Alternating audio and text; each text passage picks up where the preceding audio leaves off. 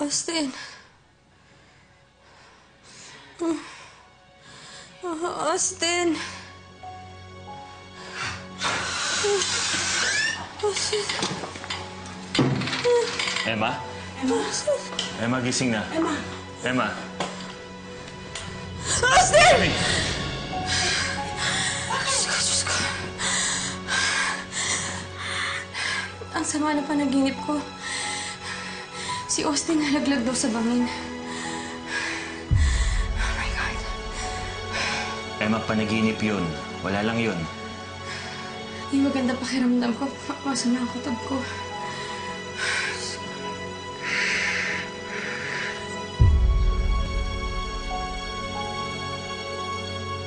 Kanina pa ako tumatawag, hindi talaga sinasagot ni Rome. Bakit si Roman tinatawagan mo? Hindi ba pwedeng si Loleng? Sige, Emma, tawagan mo na si Loleng para naman malaman mo kung ano nang nangyari kay Austin.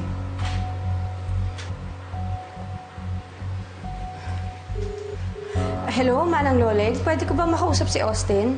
Ma'am, hindi pwede, ma'am. Wala siya rito. Nasa kwarto ba? Pakitawag naman, oh. Ma'am, hindi po. Kanina pa kami naghanap sa kanya kahit saan dito. Hindi siya makita.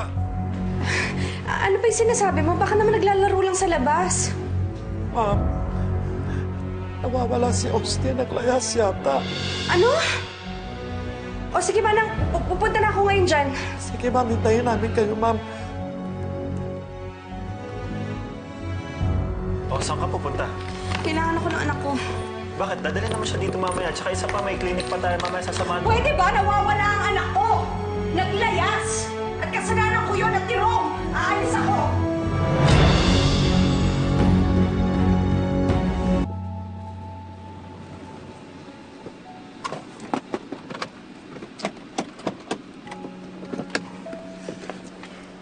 Ano nangyari? Nasaan na si Austin? Hindi ko alam. Saan-saan na nga ako naghanap eh. Pati yung mga security guard, umikot na sa buong village. Talagang hindi namin lang kung nasaan si Austin. Eh, nasaan siya? Hindi ko alam, hindi ko manasagot yung tanong mo, Emma. Talagang hindi ko alam.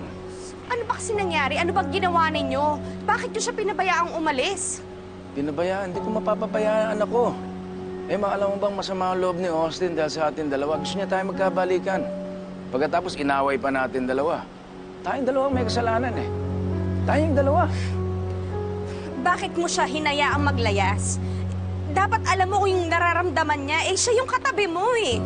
Alam mo kung nasa akin siya, hindi ko hahayaan na mangyari to. So, ako na naman ang mali. Ako na naman ang may kasalanan.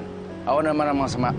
Kung alam mo na masama yung loob niya, bakit hindi mo kinausap? Emma, huwag ka nga magsasalita na parang ako ang pabayang magulang at hindi ikaw.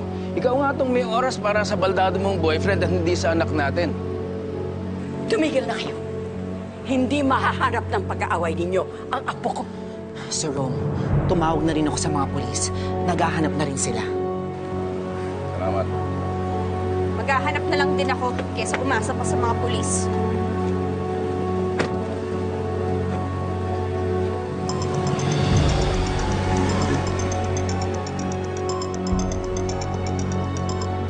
Hello, Chandler. Pare, kailangan ko tulong mo. Buti tumawag ka.